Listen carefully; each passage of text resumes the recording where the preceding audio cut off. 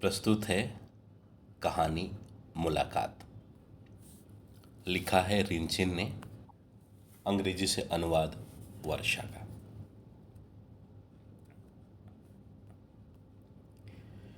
वह धीरे से अपनी क्लास से बाहर निकली। उसे जरा सा भी अंदाजा नहीं था कि उससे मिलने कौन आया है। उसकी टीचर ने उसे बताया ही नहीं। मेस में जाओ, वहां कोई तुम्हारा इंतजार कर रहा है। वह बाहर निकली और सीमेंट की ढलान को हौले से पार करके रुक गई। मेज के हल्के नीले रंग के दरवाजे पर ताला जड़ा हुआ था। उसके ठीक सामने उसकी मां खड़ी थी। उसकी कमर में अल्पू थी। उसकी मां उसकी तरफ मुस्कुराती हुई स्थिर खड़ी थी। अप्रैल की गर्म दोपहरी में उसे वे दोनों एक सपने की तरह लग रही थीं। उसे देखकर अल्पू उत्तेजित होकर मां की कमर में ही ऊपर नीचे उछलने लगी। क्या उसे उसकी याद है? नहीं, ऐसा नहीं हो सकता। जब वे साथ थीं तो वह बहुत ही छोटी थी और अब 1 साल बाद उसे क्या याद होगा। अल्पू किलकारी मार रही थी और गोद से आजाद होने को मचल रही थी। उसकी मां अभी तक स्थिर खड़ी थी। सिर्फ उसने अल्पू को और भी कसकर पकड़ लिया था जिससे वह नीचे न कूद जाए। वह उनकी ओर भागी। मां ने उसे कसकर चिपटा लिया। उसने अपनी बाहें मां के चारों ओर कस ली और अल्पू के पैरों को चूमा। जब उसने मुंह उठाकर अपनी मां की ओर देखा तो वह मुस्कुरा रही थी। उसकी आंखों में आंसू चमक रहे थे। मुझे देखने दो। उसकी मां ने उसे हल्के से ढकेला। तुम कितनी बड़ी हो गई हो।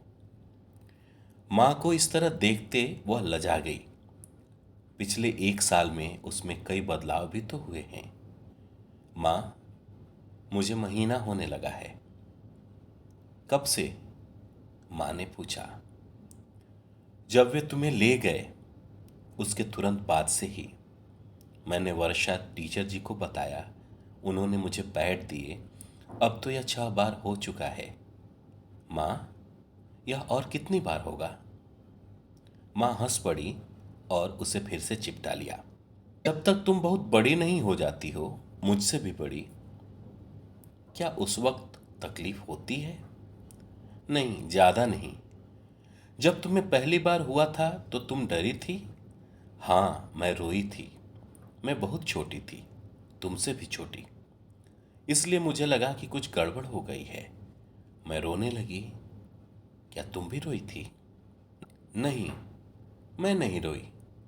मुझे इसके बारे में पता था। मेरी सहेलियों ने मुझे इसके बारे में बता दिया था।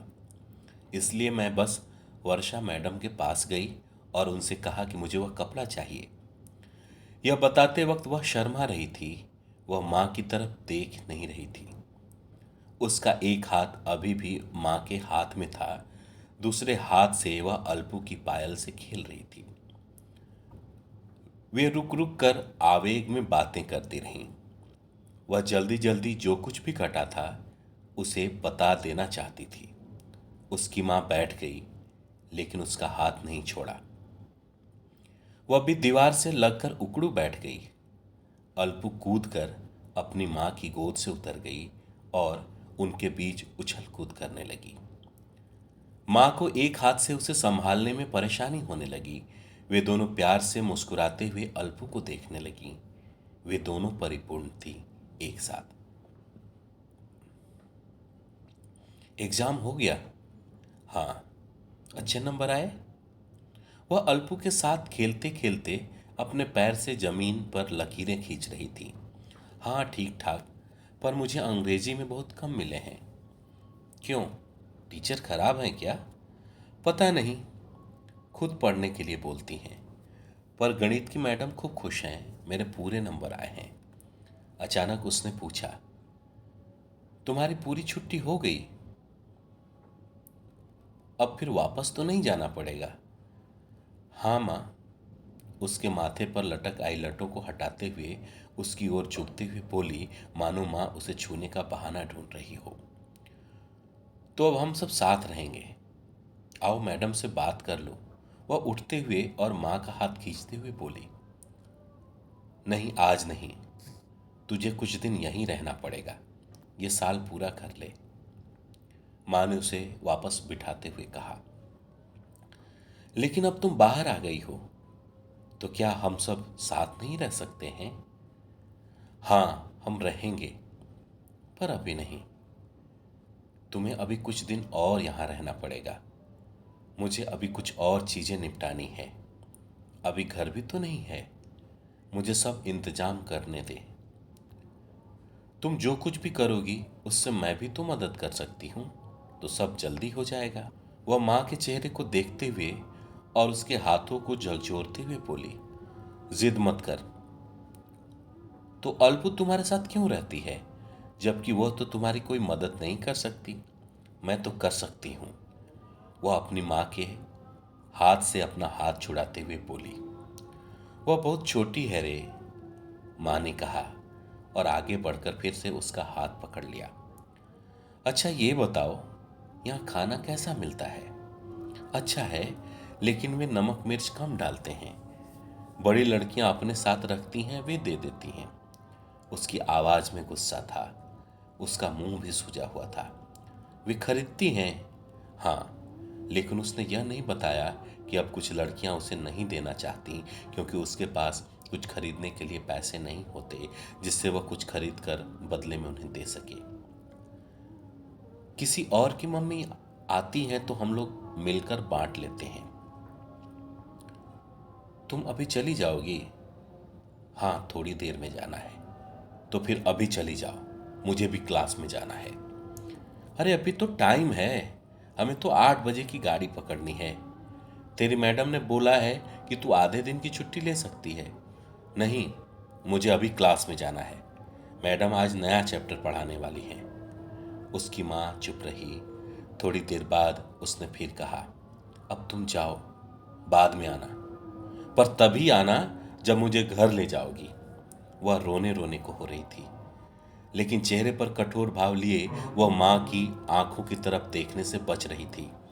माँ ने उसे चिपकाना चाहा, लेकिन वह अकड़ी रही और उसका जवाब नहीं दिया।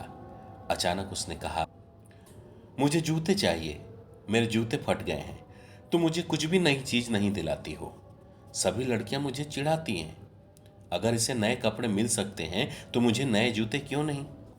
उसने अल्पू की झालर वाली फ्रॉक के नीचे उसकी जांग में चुटकी काट ली। अल्पू ने अपना पैर पीछे की ओर झटका और उसके बाल पकड़कर खींच। इसके बाद उसने अल्पू को और जोर से चुटकी काट ली। अल्पू चौंक गई और रोने लगी। देख तूने क्या किया, इसे वापस रुला दिया। इसके पहले कि वह संभलती, माँ ने उसे एक थप्पड़ मार दिया। मुझको ही मारो, अब मत आना मुझसे मिलने, उसने माँ को दूर ढकेलते हुए कहा। माँ बुरी तरह से रो रही अल्पू को चुप कराने की नाकाम कोशिश कर रही थी। वह रोते हुए बैग लेकर अपने क्लास की ओर भाग गई, लेकिन वह क्लास में न जाकर मैदान की ओर चली गई। वह जानती थी कि उसकी टीचर को पता है कि वह अभी क्लास में नहीं आएगी और अभी हॉस्टल में जाने का वक्त नहीं हुआ था, इसलिए वह हैंडपंप के पास चली गई। वहाँ पानी पिया, फिर वह इमली के पेड़ के नीचे बैठ गई और अपना बैग खोला। उसकी गणित की किताब में उसकी माँ के खत थे। वह बैठ गई और उन्हें देखने लगी। उसका दिल कचोट रहा था। उसे लगा कि वह सांस नहीं ले पा रही थी। उसे गुस्सा आ रहा था, साथ ही वह रोने रोने को हो रही थी। लगभग आधे घंटे के बाद किसी ने उसके कंधे पर हाथ रखा। बिना देखे ही वह जानती थी कि वह कौन है। उसकी माँ ने उसे एक प्लास्टिक का थैला दिया। ये तेरी सहेलियों के साथ बांट लेना। उसमें नमकीन, सेव, अचार, बिस्किट और सैनिटरी पैड का एक पैकेट था। वह घूमी और माँ के पैरों से लिपट कर रोने लगी। तुम्हारी बहुत याद आती है, डर लगता है। बाकी बच्चे कहते हैं कि तुमको फिर से पकड़कर जेल में डाल देंगे। वह एक झटके में सब कह गई। माँ उसके पास बैठ गई। अल्पू सो गई थी, इसलिए माँ ने उसे एक तौलिए पर लिटा दिया था। इसके बाद उसे अपने पास खींचते हुए माँ ने अपने से चिपका लिया। उसकी माँ भी रो रही थी, लेकिन वह मुस्कुरा भी रही थी। एक बार डाल भी देंगे तो क्या, तुम तो बहादुर हो ना। एक बार मैं नहीं डरी तो बार बार क्या डरोगी। मैं तुम्हारे साथ रहूंगी, मुझे इंतजाम तो कर लेने दे। थोड़े दिन रुक जा, हम सब साथ रहेंगे। उसकी माँ उसका सिर थपथपा रही थी। उसे इच्छा हो रही थी कि वह पूरी तरह से अपनी माँ की गोद में बैठ जाए, लेकिन गोद में बैठने के लिए वह बहुत बड़ी हो चुकी थी। इसलिए वह अपनी माँ की गोद में सिर रख कर लेट गई। इससे वह उसके बहुत नज़दीक महसूस कर रही थी। मैं तुझसे मिलने हर हफ्ते आऊँगी और अगली बार तेरे जूते भी लाऊंगी। जूते नहीं चाहिए, वो तो ऐसे ही बोला था। सुन, अगर नहीं आई तो तुझे मिलने रानी मौसी आएगी, जैसे वह पहले आती रही है। उसने अपना सिर सहमति में हिलाया। यही ठीक रहेगा। वह जानती थी कि किसी न किसी तरह वह अपनी माँ से जुड़ी रहेगी। रानी मौसी पिछली बार किताबें लेकर आई थी। मैं उनके सामने नहीं हंसती, उनको लगेगा कि मैं तुमको याद नहीं करती, इसलिए उनसे ज़्यादा बात नहीं करती। अरे पागल, तू खुश रहेगी तो मुझे चैन मिलेगा ना। तू गुमसुम रहती है, सुनकर मैं कितना परेशान रहती हूँ। माँ ने उसे कसकर पकड़ लिया और बोलती रही, मुझे भी तो तेरी याद आती है। तुझे नहीं मिली थी तो बहुत बुरा लगता था। आ नहीं पाती तो इसलिए नहीं कि याद नहीं आती, इसलिए कि आ ही नहीं सकती। अब उसे यह एहसास हुआ कि वह केवल अपनी माँ को याद नहीं करती, उसकी माँ भी उसे बहुत याद करती है। उसकी माँ उसे कभी भी अकेला नहीं छोड़ेगी।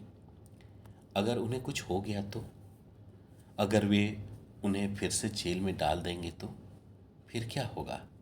और कुछ सोचने में भी उसे डर लग रहा था, लेकिन वह जानती थी कि ऐसा हो सकता है। दोनों ने एक दूसरे को कसकर पकड़ लिया और रोती रहीं। उसने अपने सारे आंसुओं को बह जाने दिया जो उसने बहुत दिनों से रोक कर रखे थे। फिर आंख में आंसू भरे हुए ही वह अपनी माँ से बातें करने लगी। उसने पहले कही हुई बातों को फिर से माँ को सुनाया, पर इस बार बिना किसी हिचकिचाहट के। वे देर तक बातें करती रहीं। तभी अल्पू जाग गई। माँ उसे अल्पू के बारे में बताने लगी। वह पिछले साल से कितनी बड़ी हो गई है, वह कितनी शैतान है, और कैसे उसने दीदी बोलना सिखाया। फिर उसने अल्पू को अपनी गोद में लेते हुए कहा, देख अल्पू दीदी। माँ ने उसकी ओर इशारा किया। दीदी? अल्पू ने अपने बिना दांतों वाले मसूड़े दिखाते हुए कहा। वह हंसने लगी और अल्पू को वापस अपनी गोद में ले लिया। अल्पू तुरंत उसके बाल खींचते हुए दीदी दीदी करने लगी। वे हंस पड़ी। अल्पू भी हंसने लगी। क्लास की ओर जाते वक्त उसका दिल एकदम हल्का था। उसे पता था कि अब वह कितने भी महीने माँ से फिर मिले बगैर रह सकती है। वह उसके आलिंगन की गर्माहट को महसूस कर रही थी। वह खुद पर मुस्कुराई और सीट पर बैठ गई। वह अपने पाठ में ध्यान लगाने का बहाना करने लगी, लेकिन अपने ख्यालों में वह अभी भी माँ के साथ थी। कोई भी उन यादों को उससे छीन नहीं सकता था। वह अपनी माँ को बहुत प्यार करती, उसकी माँ भी उसे बहुत याद करती थी। और जब तक यह सच है, उसकी माँ उससे मिलने आती रहेगी।